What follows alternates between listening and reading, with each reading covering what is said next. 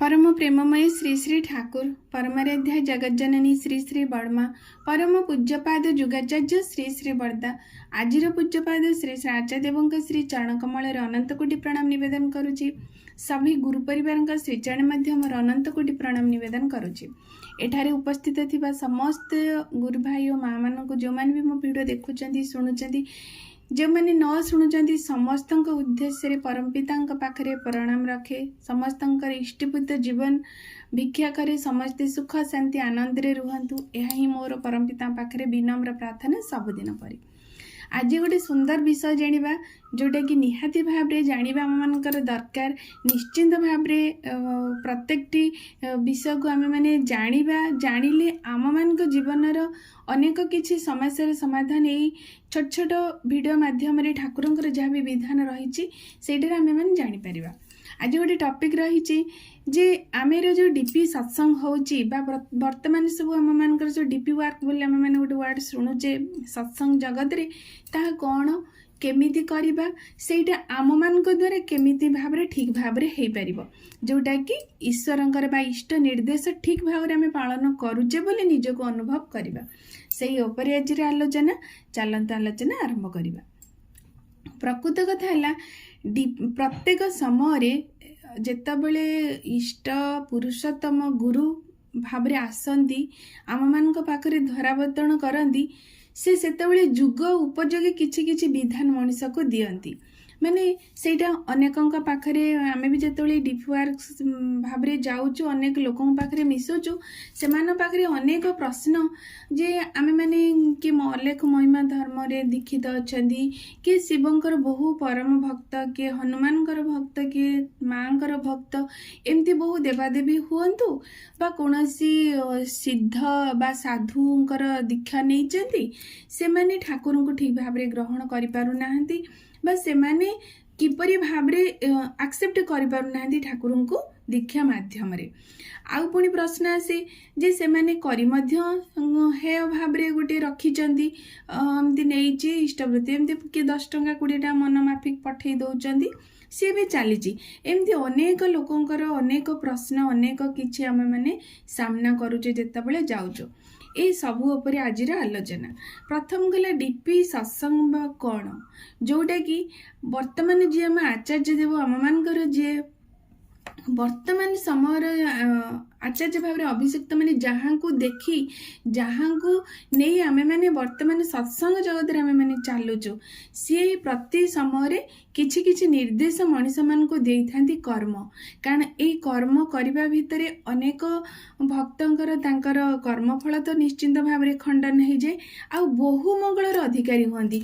एटा मु कहिले आपण माने जे करू नथिबे जे कोनोसी भाव रे कथार किछि टेर पाइबेनी किंतु जो माने करूथिबे इष्टंकर निर्देश को माने विधि विधान सहित निष्ठार भाव रे करूथिबे से माने प्रति मुहूर्त रे अंगे लिभेथिबे प्रकृति रे डीपी माने ए इष्ट निर्देश प्रति समय आम मान पई केते प्रयोजनीयता एटा किंतु मनीष बुझी पारे ना सेटा समय हेले निश्चिंत बुझिबे से कथा को आमे जिबा नहीं।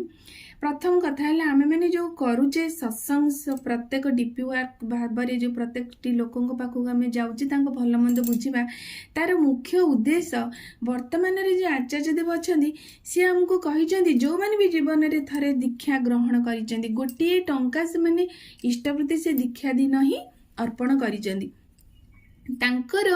से लिस्ट एबे मध्य सत्संग रे रही कारण सत्संग जगत रे गोटे पैसा मध्य एपट सेपट हुए ना तार माने परफेक्टली तार गोटे हिसाब रही कौ बाबद रे कौ अर्थ कौ भाव रे आसुची सेटा कौ बाबद रे खर्च हम तार गोटे फिक्स गाइडलाइन ठाकुर समय से दे दे जाइछन्ती तार व्यतिक्रम कौनसी भाव रे केही करि परिवार अधिकार मध्य आमनकर नाही आमे केवल ताको पालन करिबा।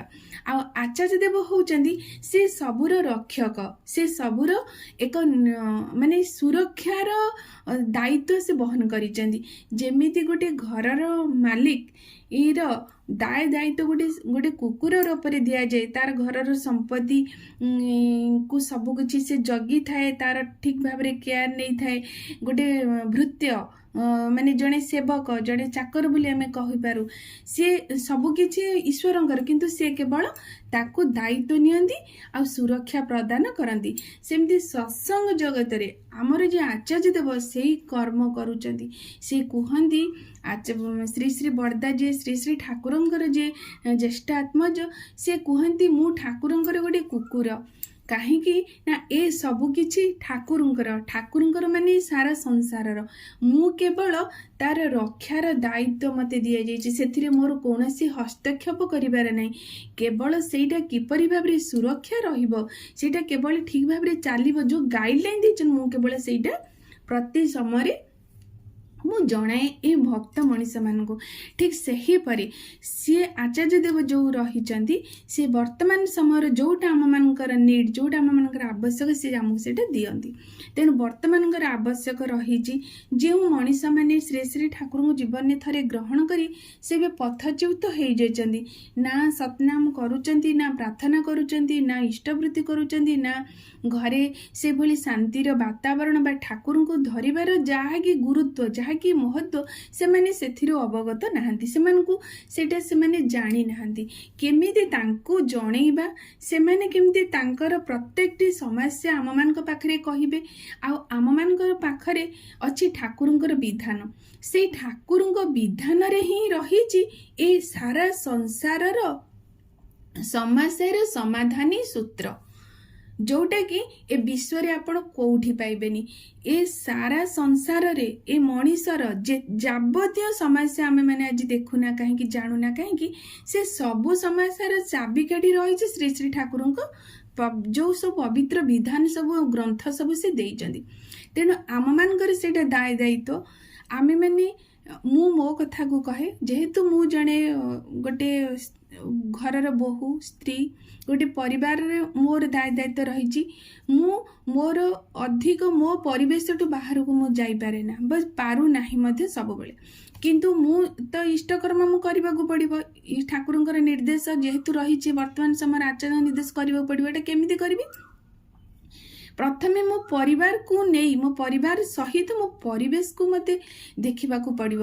ପ୍ରତ୍ୟେକ ଦିନ ମୁଁ ଚେଷ୍ଟା କରିବି ମୋ ପରିବେଶରେ ରହୁଥିବା ପ୍ରତ୍ୟେକଟି ମଣିଷ ଇଷ୍ଟମୁଖୀ ହୋଇପାରୁଛନ୍ତି ତ, ଇଷ୍ଟଙ୍କ ପାଖରେ କିପରି ସେମାନେ ଲାଗି ରହିବେ, ତାଙ୍କର ବିଧାନ, ଯାହାକି ପ୍ରତ୍ୟେକଟି ବିଧାନ ଖାଲି ଇଷ୍ଟବୃତ୍ତି ନୁହେଁ, ପ୍ରାର୍ଥନା, ନାମ ଧ୍ୟାନ, ସେମାନେ କିପରି ତାଙ୍କ ଘରେ ପବିତ୍ର ବାତାବରଣ ସୃଷ୍ଟି କରିବେ, ପିତାମାତାଙ୍କୁ କିପରି ସେମାନେ ସମ୍ମାନ ଦେଇପାରିବେ, ସ୍ୱାମୀ ସ୍ତ୍ରୀ ଭିତରେ ଭଲ ବୁଝାମଣା ରହିପାରିବ, ପିଲା ଓ ସନ୍ତାନ ଭିତରେ ଗୋଟେ ସୁସମନ୍ୱୟ ରହିବ, ଶରୀର ଅସୁସ୍ଥ ହେଉଛି ତାର କାରଣ କ'ଣ, ପାଠ ଯେଉଁ ବିଭିନ୍ନ ପାଠ ସେମାନେ ପଢ଼ୁଛନ୍ତି କେଉଁ ବାଟରେ ଗଲେ ସେମାନେ ଗୋଟେ ଠିକ୍ ଗୋଟେ ଭଲ ପ୍ରପର ଗାଇଡ଼ଲାଇନ୍ ମାନେ ସେମାନେ ପାଇବେ।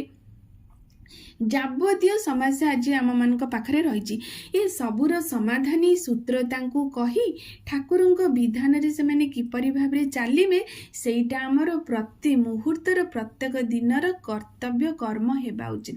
ଏଇଭଳି ଯଦି ଗୋଟିଏ ଗୋଟିଏ ଲୋକ ପ୍ରତ୍ୟେକଟି ପରିବେଶରେ ଆମେ ହେଇ ଉଠିବା, ଦେଖିବେ ଆଗାମୀ 5 ବର୍ଷ 10 ବର୍ଷ ଭିତରେ ଆମ ପରିବେଶ ନିଶ୍ଚିନ୍ତ ଭାବରେ ଇଷ୍ଟମୁଖୀ ହୋଇ ଉଠିବ। କିନ୍ତୁ କାହାକୁ ଆମେ ବାଧ୍ୟ କରିବାନି, କାହାର ମାନେ ଆଧ୍ୟାତ୍ମିକ ଜଗତରେ ଆମେ କୌଣସି ଆଘାତ ଦେବାନି। ହୁଏତ କିଏ ମାନେ ଅନ୍ୟ ଦେବାଦେବୀଙ୍କୁ ନେଇକି ଚାଲିଛନ୍ତି, କିଏ ଅନ୍ୟ ଦୀକ୍ଷାରେ ଅଛନ୍ତି, ଆମେ ତାଙ୍କୁ କୌଣସି ଭାବରେ ବିରୋଧ କରିବାନି, ଇଏ ଖରାପ ସିଏ ଖରାପ ସେ କହିବାନି।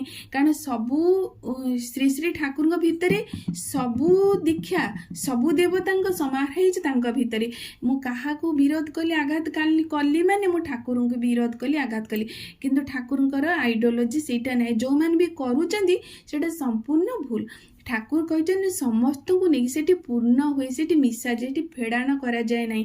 ଠାକୁରଙ୍କ ଜଗତରେ ସମସ୍ତେ ମିଶିବେ, ସେଠୁ କେହି ବାହାରି ଯାଇପାରିବେ ନାହିଁ। ତେଣୁ ଯିଏ ଯାହାଙ୍କୁ ନେଇଛନ୍ତି ସେ ତାଙ୍କର ନିଅନ୍ତୁ, ତାଙ୍କୁ ନେଇ ଚାଲନ୍ତୁ। କିନ୍ତୁ ଆମେ ଯଦି ଶ୍ରଦ୍ଧାର ସହିତ ବର୍ତ୍ତମାନ, କାରଣ ଠାକୁରଙ୍କ ବିଧାନ ମାନେ କ'ଣ, ଗୋଟେ ମଣିଷର ବିଧାନ, ଗୋଟେ ମାନବ ଧର୍ମ, ଗୋଟେ ମାନବ ଶରୀରର ଯାହା ବି କିଛି ନୀତି ନିୟମ ବିଧି ବିଧାନ ଅଛନ୍ତି ସେଇଟା ହେଲେ ଠାକୁର ଦେଇଛନ୍ତି। ଠାକୁର ଆଉ କିଛି ଅଲଗା ଦେଇନାହାନ୍ତି। ସେଇଟା ଜଣେ ହିନ୍ଦୁ ପାଇଁ, ସେଟା ଜଣେ ମୁସଲମାନ ପାଇଁ, ସେଟା ଜଣେ ଖ୍ରୀଷ୍ଟିଆନ ପାଇଁ, ସେଟା ଜଣେ ଶୈବ ଭକ୍ତ ପାଇଁ, ସେଟା ଜଣେ ଗାଣପତ୍ୟ ଭକ୍ତ ପାଇଁ, ସେଟା ଜଣେ ଅଲେଖ ମହିମା ଭକ୍ତ ପାଇଁ, ଯେତେ ଦୁନିଆରେ ଆପଣ ଭକ୍ତ ଦେଖିବେ ସେ ସବୁକୁ ସବୁ ଜାତିର ସବୁ ସମ୍ପ୍ରଦାୟର ସବୁ ବର୍ଗର ଲୋକମାନଙ୍କ ପାଇଁ ହିଁ ଠାକୁରଙ୍କ ବିଧାନ। କିନ୍ତୁ ଲୋକମାନେ ସେଟା ଜାଣି ହିଁ ପାରନ୍ତି ନାହିଁ। କିନ୍ତୁ ଆମମାନଙ୍କୁ ସେଟା ଜଣେଇବାକୁ ପଡ଼ିବ। ତୁମେ କିଛି ତ୍ୟାଗ କରିବାକୁ ଚାହନି, ତୁମେ ଯାହାଙ୍କୁ ଧରୁଛ ଧର, କିନ୍ତୁ ଆଡ୍ କର ଠାକୁରଙ୍କ ବିଧାନ, ଠାକୁରଙ୍କୁ ଗୁରୁ ଭାବରେ ଗ୍ରହଣ କରି ତୁମେ ନେଇକି ଚାଲ। ତାପରେ ତୁମେ ନିଜେ ରିଏଲାଇଜ୍ କରିବ ଏ ସବୁ ହିଁ ଏକ। ସେଇ ଠାକୁରଙ୍କ ଭିତରେ ସେ ଅଲେଖ ମହିମା ଧର୍ମକୁ ଦେଖିବେ, ଠାକୁରଙ୍କ ଭିତରେ ସେ ଶିବ ଠାକୁରଙ୍କୁ ଦେଖିବେ, ଠାକୁରଙ୍କ ଭିତରେ ସେ ଗଣେଶଙ୍କୁ ଦେଖିବେ, ଠାକୁରଙ୍କ ଭିତରେ ସେ ଦୁର୍ଗା କାଳୀ ସମସ୍ତଙ୍କୁ ଦେଖିପାରିବେ। କାରଣ ତାଙ୍କ ଭିତରେ ସବୁ ଦେବତାଙ୍କ ଦେବାଦେବୀଙ୍କର ସମାହାର ହିଁ ଅଛି। ଏଇ ଭାବଟା ତାଙ୍କୁ ଆମକୁ ଜଣେଇବାକୁ ପଡ଼ିବ। ଏଇଟା ହେଲା ପ୍ରକୃତ ଡିପି ୱାର୍କ। ତେଣୁ ଆମମାନଙ୍କୁ ଏଇଟା ତ ଅନେକ ଅଛି, ଯେହେତୁ ଭିଡ଼ିଓ ବଡ଼ ହେଇଯିବ, ତେଣୁ ଆମମାନଙ୍କୁ ଚେଷ୍ଟା କରିବା ଦରକାର ଏଇଭଳି ଭାବରେ ତାଙ୍କ ସହିତ ଆମର ଆତ୍ମୀୟତା ବଢ଼େଇ ତାଙ୍କୁ ଭଲ ପାଇ ଠାକୁରଙ୍କ ନିକଟକୁ ଫେରାଇବାକୁ ପଡ଼ିବ। ପ୍ରକୃତ ଡିପି ସତ୍ସଙ୍ଗ ବା ଡିପି ୱାର୍କ ହେଲା ଏଇଟା। ତେଣୁ ଯେଉଁମାନେ ବି ଆମେମାନେ ଏଇ ଫିଲ୍ଡରେ ଯାଉଛେ କରୁଛେ, ଆମମାନଙ୍କୁ ଏଇଟା ନିଶ୍ଚିନ୍ତ ଭାବରେ ଦେଖିବା ଦରକାର। ତାଙ୍କୁ ବାଧ୍ୟ କରିବାନି, ତାଙ୍କ ଉପରେ କୌଣସି ପ୍ରେସର କରିବାନି ବା ତାଙ୍କର ଆଧ୍ୟାତ୍ମିକ ଜଗତରେ କିଛି ଆଘାତ କରିବାନି। ତାଙ୍କୁ ଭଲ ପାଇବା, ଆମ ବିଧାନଟା ପ୍ରକୃତ ବିଧାନଟା ତାଙ୍କୁ ଜଣେଇଲେ ନିଶ୍ଚିନ୍ତ ଭାବରେ ସେମାନେ ଗ୍ରହଣ କରିବେ। କାରଣ କୌଣସି ମଣିଷ ଏ ଦୁନିଆରେ ନାହିଁ ସେ ନିଜକୁ ଭଲ ନ ପାଇ। ଆଉ ନିଜକୁ ଭଲ ପାଇବାର ମୁଖ୍ୟ ବିଧାନ ହିଁ ଠାକୁରଙ୍କ ପାଖରେ ରହିଛି। ତେଣୁ ସେ ସେଇଟାକୁ ଗ୍ରହଣ କରିବ, ନିଶ୍ଚିନ୍ତ ଭାବରେ ତା ଜୀବନରେ ନେଇକି ଚାଲିବ, ସୁଖରେ ରହିବ। ସେଇଟା ତ ଠାକୁର ଚାହାନ୍ତି, ସେଇଟା ତ ଆଚାର୍ଯ୍ୟଦେବ ଚାହାନ୍ତି। ଏଇଭଳି ଭାବରେ ଆମେ କରିବା, ଆମର ଦେଖିବେ ଆମର ପ୍ରକୃତ ଡିପି ୱାର୍କ ସଫଳ ହେବ। ଆଶା କରି ଭିଡ଼ିଓଟିକି ନିଶ୍ଚିନ୍ତ ଶୁଣିବେ। ଯେଉଁମାନେ ଜାଣିନାହାନ୍ତି ତାକୁ ସେୟାର କରିବେ। ଏଇଭଳି ଭାବରେ ନିଜେ କରିକି ଦେଖନ୍ତୁ। 5 ବର୍ଷ 10 ବର୍ଷ ଭିତରେ ଆପଣଙ୍କ ପରିବେଶ କିଭଳି ଭାବରେ ଇଷ୍ଟିମୟ ପରିବେଶ ହେଇଯାଉଛି ଆପଣ ନିଜେ ରିଏଲାଇଜ୍ କରିବେ। ସର୍ବଶେଷରେ ସମସ୍ତଙ୍କର ମଙ୍ଗଳ ବିଧାନ କରି ଏଇଠି ରଖୁଛି। ଜୟ ଗୁରୁ।